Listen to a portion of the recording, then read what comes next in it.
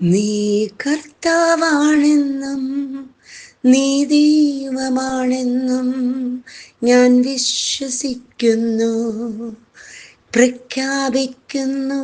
യേശുവേ രക്ഷക, കർത്താവേ നാഥനേ.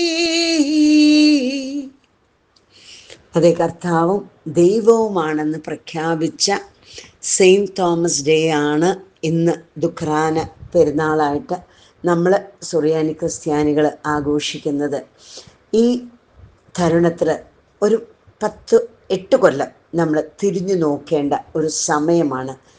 ഈ കാലഘട്ടം നമുക്ക് എന്താണ് സംഭവിച്ചത്, എന്താണ് ഈ 10 കൊല്ലത്തിനുള്ളിൽ അല്ലെ 8 കൊല്ലത്തിനുള്ളിൽ നമ്മളുടെ സഭയിൽ സംഭവിച്ചത് എന്ന് ആലോചിച്ച് മനസ്സിലാക്കി അതിനെ വിലയിരുത്തി മുന്നോട്ട് പോകുമ്പോൾ മാത്രമാണ് നമ്മൾക്ക് നമ്മുടെ സഭയെ പിടിച്ചു നിർത്താൻ സാധിക്കുകയുള്ളൂ.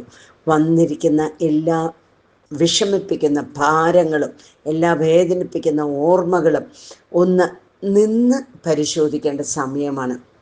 അതുകൊണ്ടാണ് ഇന്ന് ബൈബിള് തുറന്നപ്പോൾ കിട്ടിയ വചനം ഇതാണ്.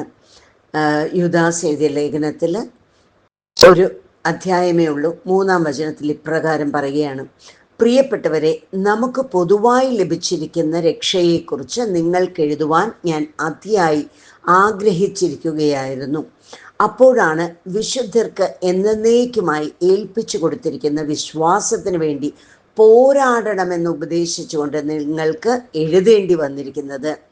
വീണ്ടും പറയുകയാണ് 17-ാം വചനത്തിൽ: എൻ്റെ പ്രിയപ്പെട്ടവരെ, നിങ്ങൾ നമ്മുടെ കർത്താവായ യേശു ക്രിസ്തുവിൻ്റെ അപ്പസ്തോലന്മാരാൽ മുൻകൂട്ടി പറയപ്പെട്ട വചനങ്ങൾ ഓർക്കുവിൻ. അവർ നിങ്ങളോട് പറഞ്ഞിട്ടുണ്ട്, തങ്ങളുടെ ദുഷ്ടമായ അധമ വികാരങ്ങൾക്ക് അടിമപ്പെട്ട് ജീവിക്കുന്ന പരദൂഷകർ അവസാന നാളുകളിൽ വരും. പരിശുദ്ധാത്മാവില്ലാത്തവരും കേവലം ലൗകികരുമായ ഇവരാണ് ഭിന്നിപ്പുണ്ടാക്കുന്നത്. നമ്മളൊന്ന് തിരിഞ്ഞു നോക്കുമ്പോൾ നമ്മൾ മനസ്സിലാക്കാൻ സാധിക്കുന്നത്, നമ്മുടെ സഭയിൽ ഭിന്നിപ്പുണ്ടാക്കാനുള്ള ചിലരുടെ വലിയ തന്ത്രങ്ങൾ, അതിൻ്റെ പുറകിൽ എന്താണ് അവരുടെ ഇഷ്ടം എന്നും കൂടെ നമ്മൾ മനസ്സിലാക്കുകയും, നമ്മൾ നിൽക്കുന്നു എന്ന് വിചാരിക്കുന്നവൻ വീഴാതിരിക്കാൻ ശ്രദ്ധിച്ചു കൊള്ളട്ടെ എന്ന് കൊരിന്തോസുകാർക്ക് എഴുതിയ ലേഖനത്തിൽ പൗലോസ്ലീഹ പറയുന്നത് പോലെയും, വെളിപാടിൻ്റെ പുസ്തകത്തിൽ 22-ാം അധ്യായത്തിൽ 11-ാം വചനത്തിൽ പറയുന്ന പോലെയും, അനീതി ചെയ്തിരുന്നവൻ ഇനിയും അനീതി ചെയ്തു കൊള്ളട്ടെ, പാപക്കറ പുരണ്ടവൻ ഇനിയും അങ്ങനെ തന്നെ കഴിഞ്ഞുകൊള്ളട്ടെ, നീതിമാൻ ഇനിയും നീതി പ്രവർത്തിക്കട്ടെ, വിശുദ്ധൻ ഇനിയും വിശുദ്ധീകരിക്കപ്പെടട്ടെ. അപ്പം നമുക്ക് വേണ്ടത് ഈ വിശുദ്ധീകരിക്കപ്പെടലാണ്. അല്ലാതെ അന്യായവും അനീതിയും ചെയ്ത് നമ്മൾ തീർത്തും അന്ധകാര ഗർത്തങ്ങളിലേക്ക് പോകാനുള്ള ഒരുക്കത്തിലായിട്ട് ഈ ഭൂമിയിലുള്ള ഇനിയുള്ള ശിഷ്ടകാല ജീവിതം നമ്മൾ അതിലേക്ക് പോകാതെ, നമുക്ക് സത്യത്തിന് വേണ്ടി, നീതിക്ക് വേണ്ടി, വിശ്വാസത്തിന് വേണ്ടി പടപൊരുതുന്ന നമ്മുടെ സ്ലീഹായ, നമ്മുടെ പിതാവായ മാർ തോമാസ് സ്ലീഹയെ അനുകരിക്കുക. അങ്ങനെ നോക്കുമ്പോൾ തോമാസ് സ്ലീഹ ഇവിടെ പടുത്തുയർത്തിയ ആ വിശ്വാസം, നമുക്ക് തന്നിരിക്കുന്ന ആ ചൈതന്യം, ഇതിനെവിടെയാണ് ഭംഗം വന്നത്? ഞാൻ കൃത്യമായിട്ട് പുറകോട്ട് നോക്കുമ്പോൾ അന്ന് ഒരു കട്ടിൽ സമരം നടത്തിയിരുന്നു പാറക്കാട്ടിൽ അച്ഛൻ. അപ്പം ആ കട്ടിൽ സമരം തീർത്തില്ലെങ്കിൽ പ്രത്യാഘാതം വലുതായിരിക്കും എന്ന് നമ്മൾ വളരെയധികം ശക്തമായിട്ട് അന്നത്തെ ഇടയേന്ദ്രത്ത് പിതാവിനോട് ഞാൻ പറഞ്ഞത് ഞാൻ ഓർക്കുന്നുണ്ട്. കാരണം ഇതിൻ്റെ എല്ലാം പുറകിൽ ചുക്കാൻ പിടിക്കുന്നത് പുള്ളിയാണെന്ന് നമുക്ക് എല്ലാവർക്കും അറിയാം. പുള്ളിയുടെ പൈസയാണ് എല്ലാവരുടെയും പോക്കറ്റിൽ കിലുങ്ങുന്നതും. 2008-9 വന്നിരിക്കുന്ന 1400 കോടി ഇന്ന് 10,000-20,000 കോടിയുമായി മാറിയിരിക്കുന്നതും, എറണാകുളത്തും അങ്കമാലിയിലും അത് കുറേ അധികം ഇട്ടിട്ടുണ്ടെന്നും, അതിലേക്കാണ് ഇന്നത്തെ ഇരിക്കുന്ന പല പിതാക്കന്മാർക്കും പല സ്ഥാനം മോഹങ്ങളും ആഗ്രഹിക്കുന്ന വൈദികർക്കും കണ്ണ് വെച്ചിരിക്കുന്നത്. അതുകൊണ്ടാണ് സഭയുടെ ജീർണത ഇത്രമാത്രം വന്നിരിക്കുന്നതെന്ന് ശക്തമായിട്ട് ഞാൻ അടിയുറച്ച് വിശ്വസിച്ച് അടിത്തറയിട്ട് പറയുകയാണ്. അതിലാർക്കെങ്കിലും സംശയം ഉണ്ടെങ്കിൽ എന്നോട് വ്യക്തിപരമായിട്ട് ചോദിച്ചോ, അതിൻ്റെ തെളിവ് സഹിതം ഞാൻ തരുന്നതാണ്, അല്ലാതെ വെറുതെ പറയുന്നതല്ല ഇത്. ശക്തമായിട്ടുള്ള തെളിവുകളോട് കൂടെ തന്നെയാണ് പറയുന്നത്. 2008-2009 കാലഘട്ടങ്ങളിൽ തൊട്ട് ഈ പൈസ വന്നതിന് ശേഷം സഭയുടെ ഓരോ ഇൻസ്റ്റിറ്റ്യൂഷൻസും ഒരു ട്രസ്റ്റിലേക്ക് വരുത്തിക്കൊണ്ട് ഈ ട്രസ്റ്റിനെ ഇപ്പോഴാണ് നമുക്കിതെല്ലാം തെളിവായിട്ട് വരുന്ന ഏകം ട്രസ്റ്റിലേക്ക് ഇത് ഓരോന്നുമായിട്ട് സെക്യൂർ ചെയ്ത് എറണാകുളം രൂപതയുടെ സ്വത്ത് മുഴുവനും ഒരു പ്രത്യേക ഭരണത്തിൻ്റെ കീഴിലേക്ക് കൊണ്ടുവരിക എന്നുള്ളതായിരുന്നു ആ ദൗത്യം. അതിപ്പോൾ പൂർത്തീകരിച്ചുകൊണ്ടിരിക്കുകയാണ്. അതിന് എതിര് നിന്ന എല്ലാവരെയും ചിലത് തന്നെത്താൻ മരിക്കും, ചിലതിനെ കൊല്ലേണ്ടി വരും എന്നും പറഞ്ഞ് കൊന്നുകൊണ്ടിരിക്കുകയാണ്. ഇതാണിപ്പോൾ നടക്കുന്നത് സഭയിൽ. സത്യവിശ്വാസത്തിന് നിൽക്കുന്നവരെയൊക്കെ കൊല്ലുകയാണ്. അതിനുവേണ്ടി ചട്ടം കൂട്ടാൻ വേണ്ടി കുറച്ച് പേരെ നിർത്തിയിരിക്കുകയാണ്.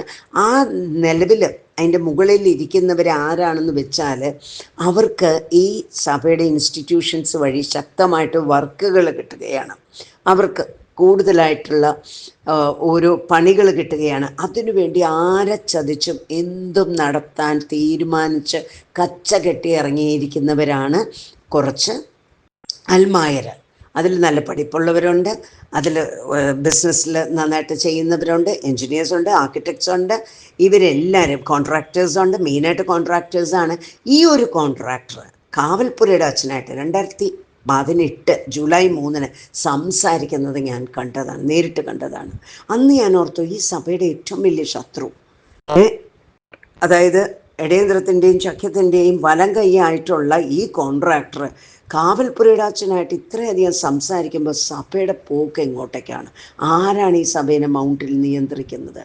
അന്ന് തൊട്ട് ഞാൻ വളരെ ശക്തമായിട്ട് കാവൽപുരയുടെ അച്ഛനെ ഞാൻ പുറകെ നടന്ന് ഞാൻ നോക്കുകയാണ്. അങ്ങനെ നോക്കുമ്പോൾ നമ്മൾ കാണുന്നത് എന്താണ്? 12 ഡിവൈസസിലേക്ക് ആലഞ്ചേരി പിതാവിൻ്റെ ഫോൺ കണക്ട് ചെയ്തത് ഏറ്റവും അടുത്ത് ഫോണിൻ്റെ കാര്യങ്ങളും ബാക്കിയും എല്ലാം ചെയ്തുകൊണ്ടിരുന്ന അന്നത്തെ ചാൻസലർ അച്ഛനാണ്. ആരാണ് അതിന് ഉത്തരവാദി? കാവൽപുരയുടെ അച്ഛൻ.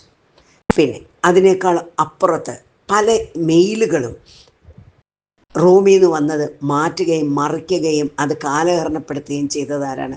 കാവൽപുരയുടെ അച്ഛൻ. ഈ 8 വർഷത്തിനുള്ളിൽ എത്രമാത്രം നമ്മുടെ സഭ ജീർണിച്ചു, അതിൻ്റെ ഉത്തരവാദി ആരാണ്? നമുക്കറിയാം. കഴിഞ്ഞ വർഷം സർക്കുലർ ശക്തമായിട്ട് വന്ന ആ സർക്കുലർ വായിച്ച് അത് ഇവിടെ ഇംപ്ലിമെൻ്റ് ചെയ്യുന്നതിന് പകരം അത് കാല് തട്ടി കൈ തട്ടി എന്നും പറഞ്ഞ് ഒരു അൽമായനെ കൊണ്ട് തന്നെ വെച്ച് കളിപ്പിച്ച് രാത്രിക്ക് രാമായണം 1.5-2.5 മണിക്കൂർ നാടകം കാണിച്ച് ആ ഒരു സർക്കുലറിൻ്റെ ശക്തി ക്ഷയിപ്പിച്ച് ശ്രദ്ധ മാറ്റിവിട്ട് ആ സർക്കുലറിനെ എന്നേക്കുമായിട്ട് പൂഴ്ത്തിവെപ്പിച്ചതാരാണ്? കാവൽപുരയുടെ അച്ഛൻ. ഇന്നും സഭയിലെ എല്ലാ അൽമായ ഗ്രൂപ്പുകളിലെയും നേതാക്കന്മാരെ കയ്യിലെടുത്തുകൊണ്ട് യാതൊരു കാരണവശാലും പുള്ളിയുടെ കള്ള കേസുകളും കള്ളക്കണക്കുകളും അതുപോലെ പുള്ളിയുടെ കള്ളത്തരങ്ങളും പുറത്തേക്ക് വരുത്താതെ അൽമായരെ കൊണ്ട് തന്നെ അത് മൂടിവെപ്പിക്കുന്ന ആരാണ്? കാവൽപുരയുടെ. ഇദ്ദേഹമെല്ലാം അരപ്പട്ട കിട്ടി സഭയിലേക്ക് വന്നു കഴിഞ്ഞാൽ സഭയുടെ ദുസ്ഥിതി എന്തായിരിക്കും പറയാതെ വയ്യ.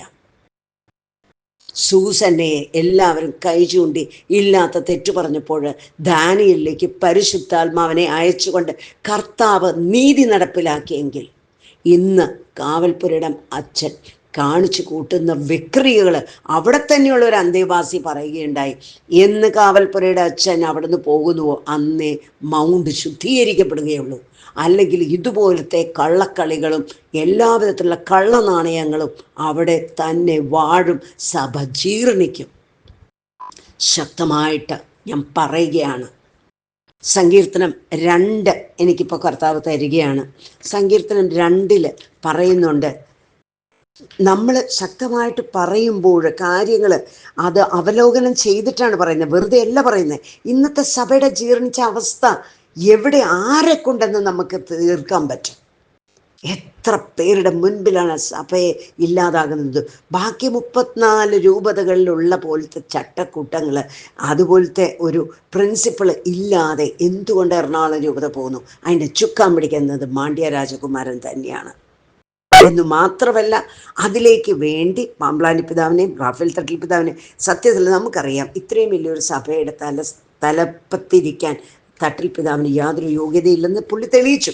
പുള്ളി ഈ ഒരു കൊല്ലം എന്താ ചെയ്യുന്നത് നമ്മൾ ശരിക്കും ശക്തമായിട്ട് അവലോകനം ചെയ്യണം. അപ്പം നമ്മൾ മനസ്സിലാക്കുന്നത് പുള്ളി ഈ രാജ്യം ലോകം മുഴുവനും കറങ്ങി, അവിടുത്തെ ഫുഡിൻ്റെ കാര്യവും അവിടുത്തെ പ്ലെയിനിലെ വിവരങ്ങളും പറഞ്ഞു, എല്ലാവരെയും കണ്ടു ചിരിച്ചു, കുറേ പൂച്ചെണ്ടുകൾ വാങ്ങിച്ചു, അങ്ങോട്ടും ഇങ്ങോട്ടും പരസ്പരം പുഞ്ചിരി കൈമാറി എന്നല്ലാതെ സഭയ്ക്ക് വേണ്ടി എന്ത് ചെയ്തു? ഇത്രയും നാൾ ആലഞ്ചേരി പിതാവ് എന്താണ് സഭയ്ക്ക് വേണ്ടി ചെയ്തത്? എല്ലായിടത്തും കൊണ്ടുവന്ന് സഭ സ്ഥാപിച്ചു. സഭയുടെ മക്കൾക്ക് ശക്തമായിട്ടുള്ള ഒരു പരിശീലനം, സഭയുടെ എല്ലാ വിധത്തിലുള്ള പാരമ്പര്യങ്ങളും കാത്തു സൂക്ഷിക്കാൻ ലോകം മുഴുവനും കറങ്ങി നടന്ന് പുള്ളി അത് ചെയ്തു. അതിൻ്റെ എല്ലാം ഭവിഷ്യത്തുകളാണ് ഇന്ന് പുള്ളി അകത്ത് കുത്തിയിരിക്കേണ്ട ഗതികേട് വരുത്തിയത്. ഇതിൻ്റെ പുറകിൽ ആരാ കളിക്കുന്നത്? സ്വാർത്ഥമോഹികൾ, ധനമോഹികൾ, കപടന്മാർ, എല്ലാ വിധത്തിലുള്ള തെറ്റുകളും മറച്ചു വെച്ചുകൊണ്ട് ആ തെറ്റുകളെ പുറകിൽ നിന്നും വൈദികരിലേക്ക് പടർത്തിക്കൊണ്ട് സഭയുടെ വിശുദ്ധി വിശ്വാസം നഷ്ടപ്പെടുത്തുന്ന ചില പിതാക്കന്മാർ, ചില നേതാക്കന്മാർ. ഇത് നമ്മൾ പറയാതിരിക്കാൻ വയ്യ. അതുകൊണ്ടാണ് സങ്കീർത്തനം 2 പറയാണ്, ജനതകൾ ഇളകി മറിയുന്നത് എന്തിന്? ജനങ്ങൾ എന്തിന് വ്യർത്ഥമായി ഗൂഢാലോചന നടത്തുന്നു? കർത്താവിനും അവിടുത്തെ അഭിഷിക്തനുമെതിരെ ഭൂമിയിലെ രാജാക്കന്മാർ അണിനിരക്കുന്നു, ഭരണാധിപന്മാർ കൂടി ആലോചിക്കുന്നു. അവർ വെച്ച വിലങ്ങുകൾ തകർക്കാം, അവരുടെ ചങ്ങല പൊട്ടിച്ച് മോചനം നേടാം. സ്വർഗത്തിലിരിക്കുന്നവൻ അത് കേട്ട് ചിരിക്കുന്നു, കർത്താവ് അവരെ പരിഹസിക്കുന്നു. അവിടുന്ന് അവരോട് കോപത്തോടെ സംസാരിക്കും, ക്രോധത്തോടെ അവരെ സംഭീതരാക്കും. അതെ, ഇവർ ചെയ്തിരിക്കുന്ന പാപങ്ങളും തെറ്റുകളും പുറത്തേക്ക് വരുമോ എന്നോർത്തുകൊണ്ട് അവർ ഇന്നും ഉള്ളിൽ പേടിക്കുകയാണ്. സത്യം പറയുന്നവരെ തളച്ചിടാൻ എല്ലാ വിധത്തിലുള്ള ശ്രമങ്ങളും ശ്രമിക്കും, എല്ലാ കുടിലതയും ഉപയോഗിക്കും. ഇങ്ങനെ ഇരിക്കുന്ന ഒരു കാലഘട്ടത്തിൽ നമുക്ക് കാണുന്നത് പറയാതെ വയ്യ. കാരണം എത്രമാത്രം സർക്കുലറിൽ ശക്തമായിട്ടുള്ള ആ സർക്കുലറിനെയാണ് ഇല്ലായ്മ ചെയ്തത്. അനേകം പേരിലേക്ക് സത്യത്തിൻ്റെ ആത്മാവ് വന്ന് സഭയെ മര്യാദയ്ക്ക് നയിക്കേണ്ട ആ ഒരു പരിസ്ഥിതിയെ മറിച്ചിട്ട് തിരിച്ചിട്ട് പാമ്പ്ലാനി പിതാവിനെ ഒരാവശ്യമില്ലാതെ എറണാകുളത്തേക്ക് കൊണ്ടുവന്നു തട്ടിൽ പിതാവിനെ കയറ്റിയിരുത്തി അവസാനം സഭയെ കുട്ടിച്ചോറാക്കി സിനഡ് പിതാക്കന്മാരുടെ വായ അടപ്പിച്ചു. അങ്ങനെ ചെയ്യുന്ന ഒരു സമൂഹമാണ് ഇന്ന് നമ്മുടെ സുറിയാനി സഭയിലുള്ളത്. സത്യത്തിനും നീതിക്കും വിലയില്ലാണ്ടായി, വിശ്വാസം പരിപാലിക്കുന്ന ഒരു വൈദിക ജനമില്ലാതെയായി. ആ വൈദിക ഗണങ്ങളെല്ലാവരും വഴിതെറ്റി മാർഗഭ്രംശം സംഭവിച്ചു കഴിഞ്ഞു. ഇതിനെയെല്ലാം മാറ്റിമറിക്കാനായിട്ട് ശക്തമായിട്ട് പരിശുദ്ധാത്മാവ് ഇടപെടട്ടെ. മാർ തോമാസ് ലീഹയുടെ മധ്യസ്ഥം നമുക്ക് ചോദിച്ചുകൊണ്ട് പണത്തിന് വേണ്ടി, അധികാരത്തിന് വേണ്ടി, ഭരിക്കാൻ വേണ്ടി മാത്രം നിൽക്കുന്ന ഒരു സഭയുടെ മേലധികാരികളെ അല്ല നമുക്ക് വേണ്ടത്. സഭയുടെ വിശ്വാസ ചൈതന്യം സെൻറ്റ് തോമസ് നമുക്ക് തന്നത് നമ്മളുടെ അടുത്ത തലമുറയിലേക്ക് കൊണ്ടുപോകാനും ഈ 2000 വർഷം കാത്തു സൂക്ഷിച്ച, നമുക്ക് ശരിക്കും പറഞ്ഞു കഴിഞ്ഞിട്ടുണ്ടെങ്കിൽ ഇവിടെ പോർച്ചുഗീസ് വരുന്നതിന് മുമ്പ് തന്നെ ഈശോ മരിച്ച 50 വർഷത്തിനുള്ളിൽ തന്നെ നമുക്ക് ആ വിശ്വാസ സംഹിത ഡയറക്റ്റ് ഒരു അപ്പസ്തോലൻ്റെ ഈശോയുടെ കൂടെ നടന്ന അപ്പസ്തോലിൻ്റെ കിട്ടിയ വിശ്വാസ സംഹിതയാണ്, വിശ്വാസ ചൈതന്യമാണ് നമുക്കുള്ളത്. ആ ഒരു ചൈതന്യത്തെ നശിപ്പിച്ച് കളയാൻ നമ്മൾ വിശ്വാസികൾ ഇട കൊടുക്കരുത്. അതിനായിട്ട് നമുക്ക് മുട്ടുമെന്ന് പ്രാർത്ഥിക്കാം. കർത്താവ് ഒരു ദിവസം വിജയ കിരീടം നമ്മുടെ സഭയ്ക്ക് നൽകുമെന്നുള്ള പ്രത്യാശയോടെ എല്ലാവർക്കും ദുഃഖറാന തിരുനാളിൻ്റെ മംഗളങ്ങൾ, ആ വിശ്വാസം കാത്തു സൂക്ഷിക്കാൻ എല്ലാവർക്കും പ്രചോദനം തരട്ടെ. തോമസ് ലീഹ നമ്മൾക്ക് വേണ്ടി മധ്യസ്ഥം വഹിക്കട്ടെ. വിശുദ്ധരായ അനേകം മൽപ്പാന്മാർ, വിശുദ്ധരായ അനേകം പാതിരിമാർ നമ്മുടെ സഭയിൽ നിന്നും മരിച്ചുപോയവർ നമ്മളുടെ സഭയെ കാത്തു സൂക്ഷിക്കട്ടെ. ദൈവത്തിന് എല്ലാ മഹത്വവും ആരാധനയും ബഹുമാനവും നൽകിക്കൊണ്ട് പിതാവിൻ്റെയും പുത്രൻ്റെയും പരിശുദ്ധാത്മാവിൻ്റെയും നാമത്തിൽ ആമേൻ. നാമത്തിൽ ആമേൻ. നാമത്തിൽ